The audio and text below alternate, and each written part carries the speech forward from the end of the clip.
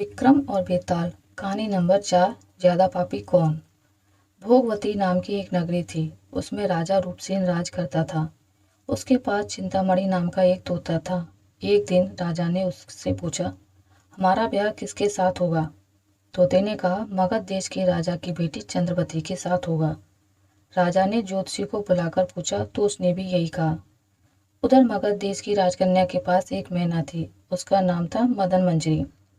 एक दिन राजकन्या ने उससे पूछा कि मेरा विवाह किसके साथ होगा, तो उसने कह दिया कि भोगवती नगर के राजा रूपसेन के साथ। इसके बाद दोनों का विवाह हो गया। रानी के साथ उसकी मैना भी आ गई। राजा रानी ने तोता मैना का ब्याह करके उन्हें एक पिंजरे में रख दिया। एक दिन की बात है कि तोता मैना में बहस हो गई। मैना ने कहा, आदमी बड़ा पापी, दगाबाज और अधर्मी होता है। तोते ने कहा, स्त्री झूठी, लालची और हत्यारी होती है। दोनों का झगड़ा बढ़ गया तो राजा ने कहा, क्या बात है, तुम आपस में लड़ते क्यों हो। मैना ने कहा, महाराज, मर्द बड़े बुरे होते हैं। इसके बाद मैना ने एक कहानी सुनाई। इलापुर नगर में महादन नाम का एक सेठ रहता था। विवाह के कुछ दिनों बाद उसके घर एक लड़का पैदा हुआ। सेठ ने उसका बड़ी अच्छी तरह से लालन पालन किया, पर लड़का बड़ा होकर जुआ खेलने लगा। इस बीच सेठ मर गया। लड़के ने अपना सारा धन जुए में खो दिया। जब पास में कुछ ना बचा तो वह नगर छोड़कर चंद्रपुरी नामक नगरी में जा पहुंचा। वहां हेमगुप्त नाम का एक साहूकार रहता था। उसके पास जाकर उसने अपने पिता का परिचय दिया और कहा कि मैं जहाज लेकर सौदागरी करने गया था, माल बेचा, धन कमाया, लेकिन लौटते में समुद्र में ऐसा तूफान आया कि जहाज डूब गया और मैं जैसे तैसे बचकर यहाँ आ गया। उस सेठ की एक लड़की थी, रत्नावती। सेठ को बड़ी खुशी हुई कि घर बैठे इतना अच्छा लड़का मिल गया। उसने उस लड़के को अपने घर में रख लिया और कुछ दिन बाद अपनी लड़की से उसका ब्याह कर दिया। दोनों वहीं रहने लगे। अंत में एक दिन वहां से विदा हुए। सेठ ने बहुत सा धन दिया और एक दासी को उनके साथ भेज दिया। रास्ते में एक जंगल पड़ता था। वहां आकर लड़के ने स्त्री से कहा, यहाँ बहुत डर है, तुम अपने गहने उतारकर मेरी कमर में बांध दो। लड़की ने ऐसा ही किया। इसके बाद लड़के ने कहारों को धन देकर डोले को वापस करा दिया और दासी को मारकर कुएं में डाल दिया। फिर स्त्री को भी कुएं में पटक कर आगे बढ़ गया। स्त्री रोने लगी। एक मुसाफिर उधर से जा रहा था। जंगल में रोने की आवाज़ सुनकर वह वहां आया, उसे कुएं से निकालकर उसके घर पहुंचा दिया। स्त्री ने घर जाकर माँ बाप से कह दिया कि रास्ते में चोरों ने हमारे गहने छीन लिए और दासी को मारकर मुझे कुएं में ढकेल कर भाग गए। बाप ने उसे ढांढस बंधाया और कहा कि तू चिंता मत कर, तेरा स्वामी जीवित होगा और किसी दिन आ जाएगा। उधर वह लड़का जेवर लेकर शहर पहुंचा। उसे तो जुए की लत लग गई थी। वह सारे गहने जुए में हार गया। उसकी बुरी हालत हुई तो वह यह बहाना बनाकर कि उसके लड़का हुआ है, फिर अपनी ससुराल चला।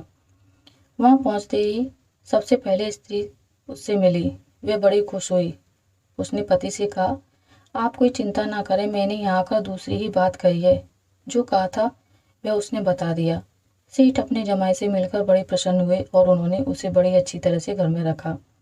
कुछ दिन बाद एक रोज जब वह लड़की गहने पहने सो रही थी, उसने चुपचाप छुरी से उसे मार डाला और उसके गहने लेकर चंपत हो गया। मैना बोली, महाराज, यह सब मैंने अपनी आंखों से देखा। ऐसा पापी होता है आदमी। राजा ने तोते से कहा, अब तुम बताओ कि स्त्री क्यों बुरी होती है। इस पर तोते ने यह कहानी सुनाई। कंचनपुर में सागरदत्त नाम का एक सेठ रहता था। उसके श्रीदत्त नाम का एक लड़का था। वहां से कुछ दूर पर एक और नगर था, श्री विजयपुर। उसमें सोमदत्त नाम का सेठ रहता था। उसकी एक लड़की थी। वह श्रीदत्त को ब्याही थी। ब्याह के बाद श्रीदत्त व्यापार करने परदेश चला गया। 12 बरस हो गए और वह न आया तो जयश्री व्याकुल होने लगी। एक दिन वह अपनी अटारी पर खड़ी थी कि एक आदमी उसे दिखाई दिया। उसे देखते ही वह उस पर मोहित हो गई। उसने उसे अपनी सखी के घर बुलवा लिया। रात होते ही वह उस सखी के घर चली जाती और रात भर वहां रहकर दिन निकलने से पहले ही लौट आती। इस तरह बहुत दिन बीत गए। इस बीच एक दिन उसका पति परदेश से लौट आया। स्त्री बड़ी दुखी हुई। अब वह क्या करे।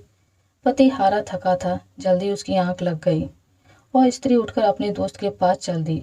रास्ते में एक चोर खड़ा था। वह देखने लगा कि स्त्री कहाँ जाती है। धीरे धीरे वह सहेली के मकान पर पहुंची। चोर भी पीछे पीछे गया। संयोग से उस आदमी को सांप ने काट लिया था और वह मरा पड़ा था। स्त्री ने समझा सो रहा है।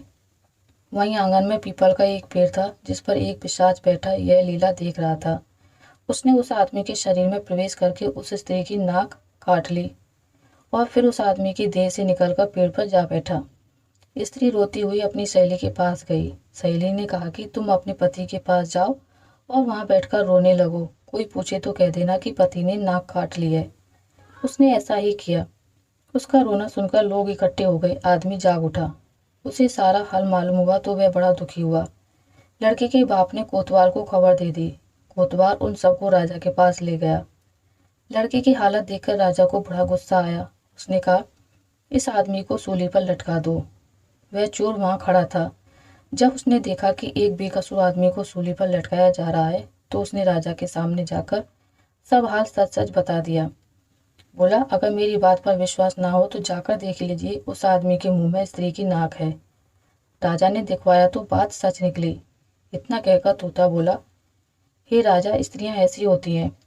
राजा ने उस स्त्री का सिर मुंडवाकर गधे पर चढ़ाकर नगर में घुमवाया और शहर से बाहर छुड़वा दिया। यह कहानी सुनकर बेताल बोला, राजा बताओ कि दोनों में ज्यादा पापी कौन है। राजा ने कहा, स्त्री। बेताल ने पूछा, कैसे। राजा ने कहा, मर्द कैसा ही दुष्ट हो, उसे धर्म का थोड़ा बहुत विचार रहता ही है। स्त्री को नहीं रहता, इसलिए वह अधिक पापिन है। राजा के इतना कहते ही बेताल फिर पेड़ पर जा लटका। राजा लौटकर गया और उसे पकड़कर लाया। रास्ते में बेताल ने 5वीं कहानी सुनाई। तो दोस्तों, आपको मेरी ये वीडियो कैसी लगी मुझे कमेंट करके ज़रूर बताइएगा। अगर आपको ये वीडियो अच्छी लगी है तो इसे लाइक करें, ज़्यादा से ज़्यादा शेयर करें और अगर आप मेरे चैनल पर नए हैं तो इसे सब्सक्राइब करना ना भूलें। मिलते हैं एक नई कहानी के साथ, तब तक के लिए नमस्कार।